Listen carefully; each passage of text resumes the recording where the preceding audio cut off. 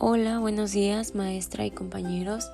El día de hoy nosotros les vamos a hablar acerca del trastorno de la personalidad evitativa. Mi equipo está conformado por Jessica Oriana, Lice Danaí, Luis Gustavo y su servidora Fernanda Guadalupe. Entonces, ¿qué es el trastorno de la personalidad evitativa? Según el DSM-5, este trastorno pertenece al clúster C o grupo de los ansiosos y temerosos. Es caracterizado también por evitar situaciones sociales o interacciones que impliquen un riesgo de rechazo, crítica o humillación. En otras palabras, este trastorno evita que las personas sientan que las van a rechazar, que las van a criticar o que las van a humillar en un círculo social. Una cosa muy importante también es que tiene un patrón dominante de inhibición social, el cual está acompañado de incompetencia e hipersensibilidad a la evaluación negativa. También se dice que comienza en las primeras etapas de la edad adulta y que se encuentra presente en la mayoría de nuestros diversos contextos de la vida diaria.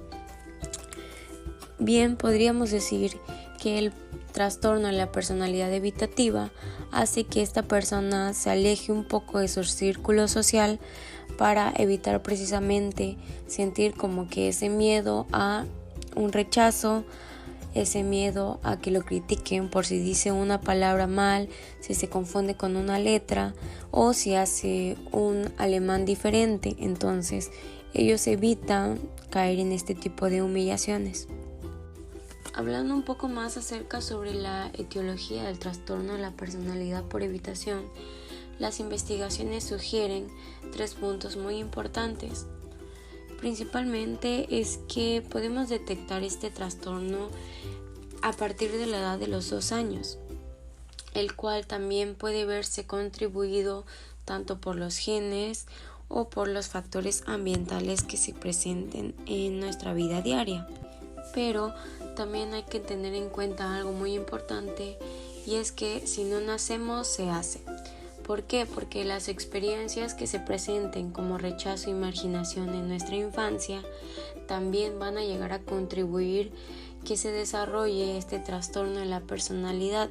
Entonces, si nosotros vemos que hay un niño que está sufriendo rechazo por parte de sus amigos, de su familia, pues básicamente estaríamos viendo que ellos contribuyen a este trastorno de la personalidad.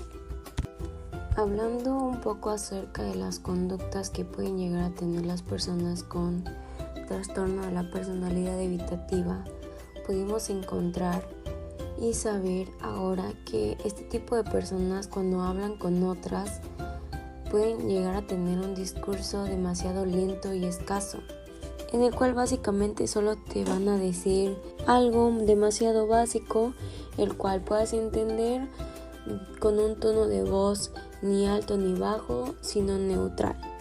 ¿Y por qué hacen esto? Básicamente ellos la mayor parte del tiempo están buscando nuestra aprobación, tanto en su forma de vestir, en su forma de hablar, en su forma de actuar. Por ende, ellos van a tratar de actuar la mayor parte del tiempo esperando una aprobación de ti, la cual sabemos que debe ser positiva, porque básicamente ellos, antes de salir de su casa, se fijan en que su cabello esté bien arreglado, en que su ropa esté en perfectas condiciones, en que sus zapatos estén limpios, en todo lo que tú puedas ver, y ellos sepan que no van a recibir una mala crítica, ya que al final de cuentas eso es lo que menos quieren.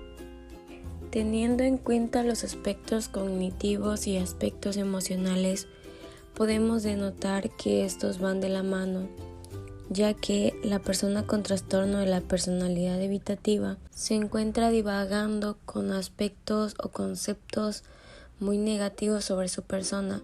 ¿Por qué? Porque ellos mayormente se sienten torpes a nivel social, sienten que no tienen lo suficiente para encajar con otras personas.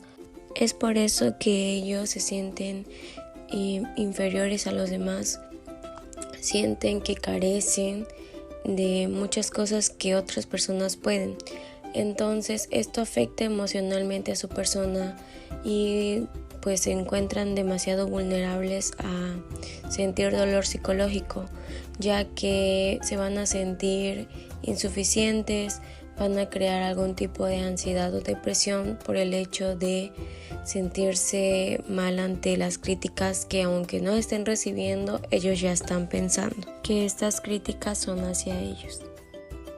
El desarrollo de la conducta de evitación a menudo comienza en la infancia o la niñez con timidez, aislamiento y miedo a los extraños y a las situaciones nuevas. Aunque la timidez en la infancia es un precursor común del trastorno, existen ciertos criterios diagnósticos o síntomas que deben estar presentes al momento de diagnosticar TPE.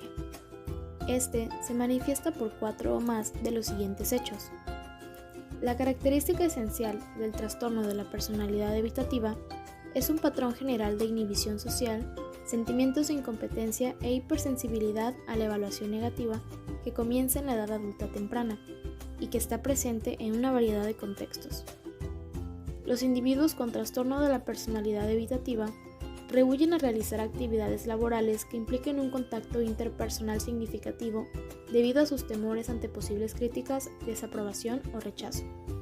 Podrían rechazar las ofertas de ascensos en el trabajo porque las nuevas responsabilidades podrían dar lugar a críticas por parte de sus compañeros. Estos individuos evitan hacer nuevos amigos a menos que estén seguros de que serán de su agrado y que ellos van a ser aceptados. Mientras no tengan una evidencia clara que demuestre lo contrario, asumen que las demás personas son críticas con ellos y que les desaprobarán. Los individuos con este trastorno no se implican en actividades grupales a menos que haya ofrecimiento de protección y apoyo repetidos y generosos. La intimidad interpersonal es a menudo difícil, a pesar de que son capaces de establecer relaciones íntimas cuando hay una seguridad de aceptación incondicional. Pueden actuar con moderación, tienen dificultades para hablar de sí mismos y se guardan sus sentimientos íntimos por temor a estar expuestos o a ser ridiculizados o avergonzados. Debido a que las personas con este trastorno se preocupan de que se les critique o rechace, en las situaciones sociales pueden tener un umbral notablemente bajo para la detección de ese tipo de reacciones. Si alguien muestra incluso una ligera desaprobación o crítica, pueden sentirse muy lastimados. Ellos tienden a ser tímidos, callados, inhibidos e invisibles, a causa del temor de que cualquier atención pueda ocasionar una situación degradante o de rechazo. Creen que a nadie le importa lo que ellos dicen, por lo que pueden no hablar nada en absoluto. Reaccionan enérgicamente a las señales sutiles que son sugestivas de burla o mofa. A pesar de su deseo de estar activos y de participar en la vida social, tienen miedo de poner su bienestar en manos de los demás. Los individuos con trastorno de la personalidad evitativa se inhiben en las situaciones interpersonales nuevas debido a que se sienten inadecuados y a que tienen una autoestima baja. Las dudas referentes a sus competencias sociales y su atractivo personal se ponen especialmente de manifiesto en los contextos que implican interacciones con extraños. Estos individuos creen que son socialmente ineptos, personalmente poco atractivos o inferiores a los demás.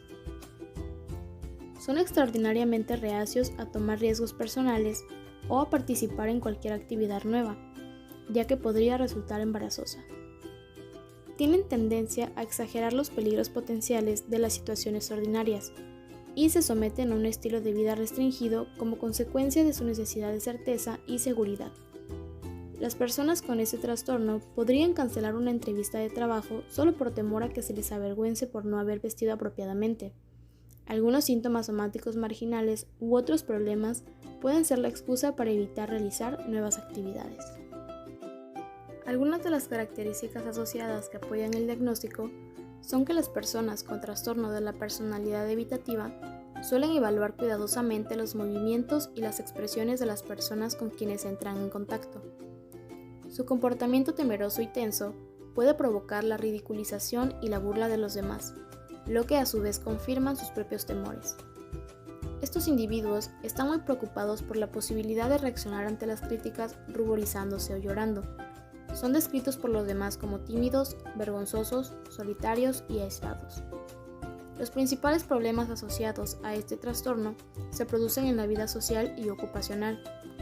La baja autoestima y la hipersensibilidad al rechazo están asociadas con los contactos interpersonales restringidos.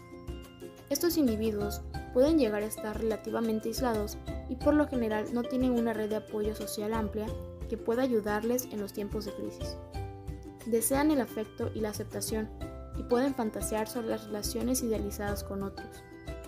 Los comportamientos de evitación también pueden afectar negativamente el funcionamiento ocupacional debido a que estas personas tratan de evitar las situaciones sociales que pueden ser importantes para satisfacer sus demandas básicas de trabajo o de ascenso. Otros trastornos que se diagnostican frecuentemente con el trastorno de la personalidad evitativa son los trastornos depresivos, los trastornos bipolares y los trastornos de ansiedad, especialmente el trastorno de ansiedad social o fobia social. El trastorno de la personalidad evitativa se diagnostica a menudo junto con el trastorno de la personalidad dependiente, puesto que suelen convertirse en personas muy apegadas y dependientes de sus pocas amistades. También tienden a ser diagnosticados de trastorno de la personalidad límite o del grupo A de los trastornos de la personalidad, que incluyen la paranoide, la esquizoide o la esquizotípica. Como se mencionó anteriormente, el TPE puede ser diagnosticado en conjunto con el trastorno de ansiedad social. Sin embargo, hay que destacar que cada uno tiene sus propias características y diferencias. En cuanto al trastorno de la personalidad evitativa, se caracteriza por un patrón de inhibición social, junto a la presencia de sentimientos de competencia y sensibilidad a la evaluación negativa. En este caso, la persona que lo sufre tiende a evitar situaciones en las que tenga que establecer el contacto interpersonal. Suele mostrarse poco dispuesta a entablar conversaciones o a crear vínculos, y presenta una excesiva preocupación a ser criticada o rechazada. Son típicas las creencias de considerarse como poco atractivo o socialmente inepto, pudiendo reflejar evidentes problemas de autoestima y mostrando por ello una falta de iniciativa a la hora de iniciar nuevas actividades, especialmente cuando éstas son de carácter social. Por otro lado, la fobia social se define como el miedo a la experimentación de una intensa ansiedad ante una o más situaciones sociales en las que la persona se encuentra expuesta al posible examen por parte de los demás. El individuo tiene miedo a mostrar síntomas de ansiedad o actuar de alguna manera que sea valorada negativamente a través de la humillación o el rechazo. Este tipo de situaciones, al generar tal nivel de malestar, o bien se evitan o se soportan con miedo o ansiedad intensa. Junto a esto, es importante tener presente que el problema provoca una gran limitación tanto a nivel personal como el social y el laboral. Algunos ejemplos de situaciones son las interacciones sociales, como reunirse con personas poco conocidas o mantener una conversación, ser observado realizando alguna actividad y actuar delante de otros. Específicamente en niños, vale la pena mencionar que el miedo puede aparecer ante la interacción con iguales y no solamente con los adultos, y que este puede presentarse de manera diversa con rabietas, llantos, encogimientos o quedándose paralizados. Como se puede apreciar, ambas problemáticas comparten muchas similitudes, como el miedo o el rechazo ante situaciones sociales, pero es importante tener en cuenta que también muestran ciertas diferencias.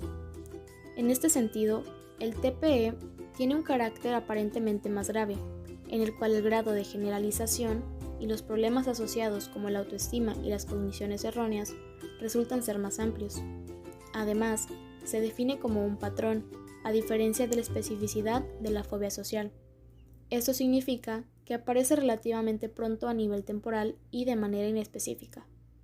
En el caso de la fobia, en cambio, el problema puede situarse en una o pocas situaciones de interacción social, y aunque estas pueden llegar a limitar significativamente a la persona, esta es posible que se desenvuelvan normalmente en otras situaciones, mostrando ciertas habilidades sociales. Debemos tener en cuenta que los trastornos de personalidad no pueden diagnosticarse hasta los 18 años, con lo cual anteriormente a esta edad deberemos acudir a problemas relacionados con el vínculo o con la ansiedad. La comorbilidad entre los diversos problemas psicológicos es sumamente evidente. Por ello, es crucial realizar una evaluación adecuada sobre la problemática o problemáticas que presenta el individuo y delimitar la presencia de los síntomas. Solo así se conseguirá diseñar y realizar una intervención adaptada plenamente a la situación personal del paciente para asegurar en mayor medida su mejora. Instrumentos de evaluación. Tenemos 4 puntos principales. El primero son las entrevistas y el juicio del clínico. Aquí se recopila información del paciente de diferentes aspectos de su vida, analizando por un lado los propios de la entrevista y por otro la actitud que muestra dicha persona, la forma de hablar, el tono, el orden de su discurso. Después tenemos los cuestionarios o test de personalidad. Es importante que el personal esté especializado y tenga conocimiento en el área, que realice de manera correcta la aplicación de estos instrumentos para que los resultados y la evaluación no se vean manipulados ni distorsionados. Tercero tenemos la historia clínica. Aquí van los expedientes e informes. Es investigación sobre el pasado del paciente, incluyendo antecedentes penales, historial médico, educativo y de trabajo, movimiento físico entre lugares y domicilios, historial marital y otras relaciones. Y por último tenemos las informaciones complementarias de los familiares o personas que conviven con el paciente. Esos pueden ser familiares, compañeros de trabajo, profesores, amigos, terapeutas, etc. Las entrevistas clínicas son de mayor utilidad para la evaluación de los trastornos de la personalidad, sobre todo cuando se complementa con alguna prueba o cuestionario. Se cuenta con información colateral como el historial del sujeto y se puede contrastar la información obtenida con otras personas, familiares, por ejemplo. Debido a que puede haber un mayor o menor grado de perturbación, cada paciente debe ser evaluado en el continuo compuesto por los siguientes niveles de funcionamiento: personal, identidad y autodirección, e interpersonal, empatía e intimidad. Según la escala de valoración del funcionamiento de la personalidad del DSM-5, una personalidad adaptativa tiene la conciencia permanente de un yo único, manteniendo roles apropiados. Aquí hace referencia a la identidad. Después, aspirando a mentes razonables basadas en una evaluación realista de las capacidades personales, hace referencia a la autodirección. Comprendiendo con precisión las experiencias y motivaciones de los demás en la mayoría de las situaciones, hace referencia a la empatía. Y manteniendo relaciones satisfactorias y duraderas tanto en la vida personal como en la comunitaria, hace referencia a la intimidad. En esta escala, el clínico selecciona el nivel actual de deterioro en el funcionamiento de la personalidad, que es utilidad para el diagnóstico de un trastorno de la personalidad. Después tenemos entrevistas semiestructuradas. Aquí se seleccionaron 2. La primera es el examen internacional para los trastornos de la personalidad. Es un instrumento diagnóstico basado en una entrevista clínica semiestructurada. El manual contiene tanto un cuestionario de detección como una entrevista semiestructurada. El cuestionario de detección es de forma autoadministrada. El paciente responde verdadero o falso para cada elemento y puede completar el cuestionario en menos de 15 minutos. De este modo, el clínico puede identificar a aquellos pacientes cuyos resultados sugieren la presencia de un trastorno de personalidad. Más de 3 criterios para cada trastorno de la personalidad. Si el cuestionario genera la sospecha de uno o varios trastornos, se debe pasar a la entrevista completa, lo que permitirá al clínico evaluar la presencia o no de algún trastorno, ya sea diagnóstico definitivo o probable. Las preguntas de la entrevista están dispuestas en un formato equilibrado entre una entrevista clínica espontánea y los requisitos de la normalización y la objetividad. Las preguntas están organizadas en secciones, por ejemplo, información relacionada con el trabajo, uno mismo, control de impulsos y relaciones interpersonales, que incluyen preguntas abiertas al principio de cada sección. El clínico registra las puntuaciones en la hoja de respuestas y elabora el perfil de puntuación dimensional. Es una herramienta fácil de usar y clínicamente significativa. Después tenemos la entrevista clínica estructurada para los trastornos de personalidad del DSM-4. Es una entrevista semiestructurada que puede usarse para formular diagnósticos de forma tanto categorial, presente o ausente, como dimensional. Uno de los objetivos en su elaboración fue el promover un instrumento eficiente y de fácil manejo, de tal forma que las ventajas de la entrevista estructurada pudieran ser aplicadas en el ámbito clínico. Puede ser utilizada en los centros de salud mental, a donde acuden casos complejos que requieren un diagnóstico fiable y preciso. Después tenemos otros 4 instrumentos que son útiles en la evaluación de la psicopatología de la personalidad, lo que nos permitirá complementar la información al momento de realizar una evaluación de la persona. En tratamiento tenemos la psicoterapia, los medicamentos antidepresivos y los medicamentos ansiolíticos. La psicoterapia busca reducir el autoconvencimiento que tiene la persona de su escasa habilidad social y por tanto las enormes posibilidades de ser criticado. También que autocritique esa hipersensibilidad que tiene a la crítica por parte de los demás, esas ideas preconcebidas y erróneas que es necesario intentar revertir y modificar para que el paciente pueda mejorar, así como que la persona adquiera habilidades sociales y que enfrente su miedo al rechazo y a la crítica. Es importante que se establezca una relación con el terapeuta de seguridad y confianza. Algo a aclarar es que los medicamentos simplemente son un complemento de lo que viene siendo una intervención psicológica, que ese es el tratamiento principal. Bien, los medicamentos ansiolíticos sirven para reducir la ansiedad lo suficiente para que la persona se exponga a nuevas situaciones que antes le generaban ansiedad. Tenemos la terapia cognitivo-conductual. Esta tiene por objetivo identificar los pensamientos automáticos negativos del trastorno de personalidad evitativo y también se recomienda, por ejemplo, el uso del entrenamiento en habilidades sociales y la exposición gradual a aquellas situaciones que el paciente evita. La terapia cognitiva basada en mindfulness, por ejemplo, ¿a qué hace referencia o qué se puede entender con esta palabra? El mindfulness permite adquirir una serie de hábitos saludables. Es un estilo de afrontamiento que impulsa las fortalezas personales de cada uno y ayuda en la adaptación al mundo moderno, pues favorece el bienestar de los individuos en una sociedad que tiende a detraer la identidad genuina de las personas y ayuda a conectar con uno mismo.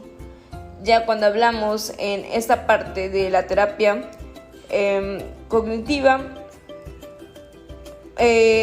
fue originalmente desarrollado como un programa de tratamiento para el estrés emocional y la ansiedad, y como un programa de prevención de recaídas en pacientes con depresión.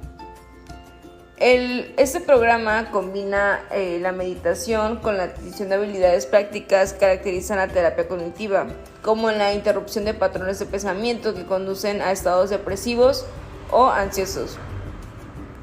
Este tipo de terapia se aplica a situaciones en las que el estrés y la ansiedad tienen un papel muy relevante. Hay que tener en cuenta que los niveles altos de estrés tienen un efecto en cadena tanto en el sistema nervioso como en la regulación hormonal, de manera que ponerle freno a ese estado de alerta constante alivia muchos de los síntomas por los que los pacientes van a consulta. Por otro lado, también tiene un efecto beneficioso en la regulación emocional, algo que repercute positivamente en muchos aspectos de la calidad de vida.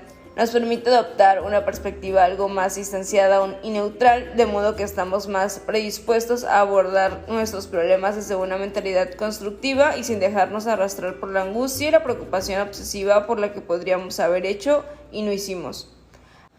Por último, tenemos la terapia de aceptación y compromiso. Esta se presenta como una alternativa a la psicología tradicional y es un modelo de psicoterapia que está respaldado científicamente y que utiliza distintas técnicas como paradojas, ejercicios experimentales, metáforas, trabajo con valores personales e incluso tiene relación con la terapia mencionada anteriormente. Esta tiene sus bases en la teoría del marco relacional, por lo que se encuadra en nueva teoría del lenguaje y la cognición.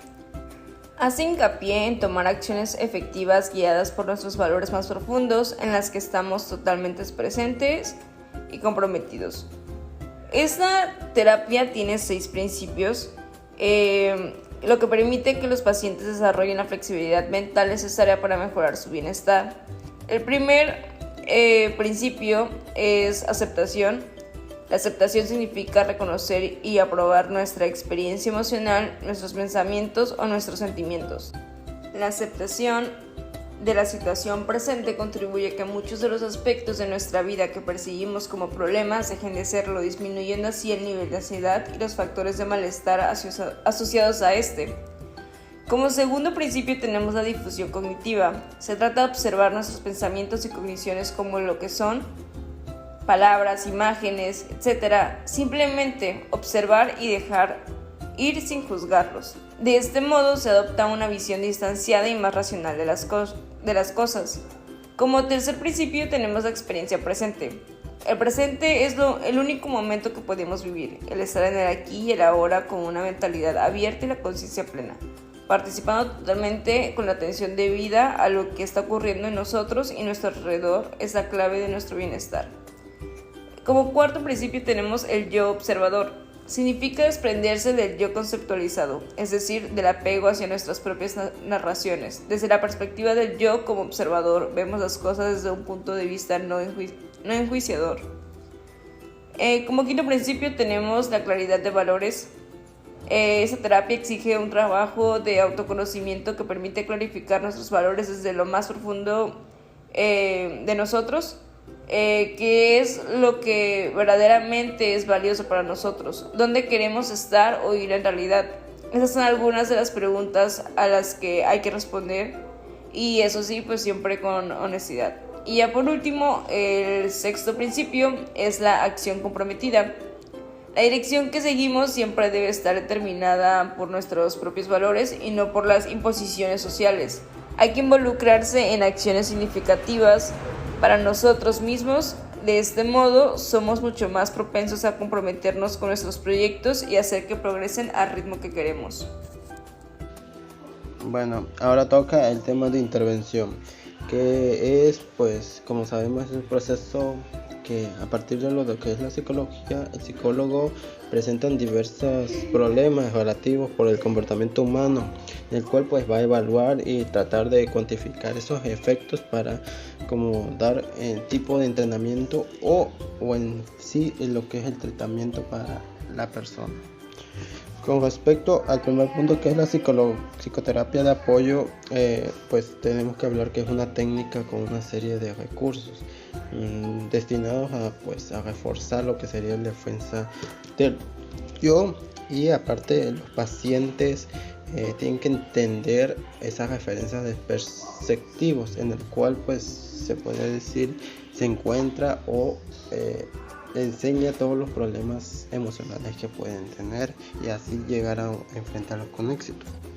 En el siguiente punto pues está lo que es la psicodinámica, que es todo aquel suceso de procesos mentales que pues nos permite experimentar a una persona.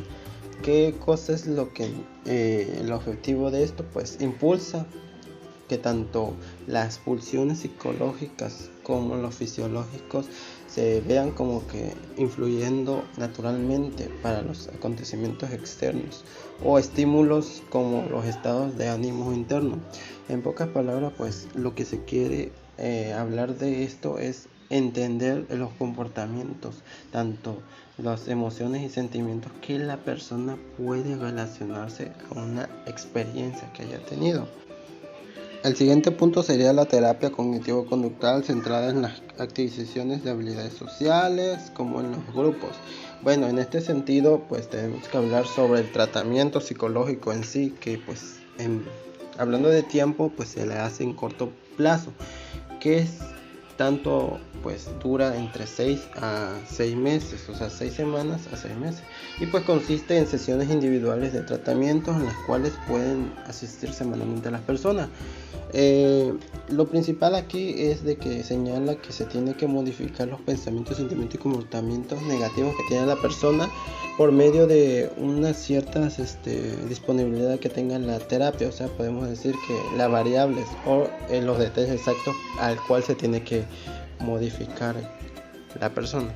Y pues el último, que sería tratamientos grupales, pues digamos que esto consiste pues más que nada en una terapia de grupo, ya que pues a partir de que el terapeuta tenga de 5 a 10 individuos, independiente de la cantidad, su objetivo es que entre ellos se conversan y sean los más honestos y espontáneamente, que sea relacionado con un tema. Aquí pues lo único que su función de terapeuta es de guía para que en algunos temas que tiene mayor relevancia o significado para los pacientes pueda ayudar a que de manera, por así decirlo, natural, mejore lo que sería la salud mental y calidad de vida a partir de todas las experiencias de cada una de las personas. Terapia individual basada en la mentalización. Bueno, aquí hay 3 diferentes fases, los cuales sería la fase inicial, la intermedia y la final. Hablando de la fase inicial, pues digamos que el tratamiento en sí es externar lo que serían las habilidades mentalizadoras del paciente y a su vez pues por medio de diversas técnicas, pues así solamente se tendría que tener una profundización en cada tipo de problemas que tiene la persona. En lo que sería la fase intermedia siempre va a ser como esa combinación de técnicas grupales para fornecer el cambio interpersonal de los aspectos, pues tanto en las experiencias vividas como en las opiniones. Y la fase final, que sería todo aquel que el paciente pueda finalizar como tratamiento intensivo, además de tener como esos tipos de abordaje en el cual siempre tengan como ese tipo de sentimiento a una pérdida asociada. Y pues también se motiva que tengan como que unos ciertos logros para que se mantengan y así puedan proseguir con su vida.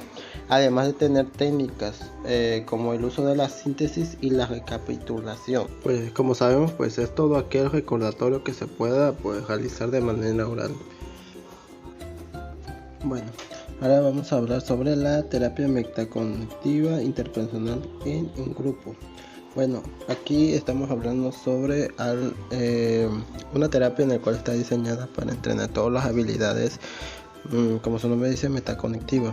Pues esto nos va a permitir, como dicen por ahí, modificar los esquemas interpersonales de la persona o del grupo que se está tratando.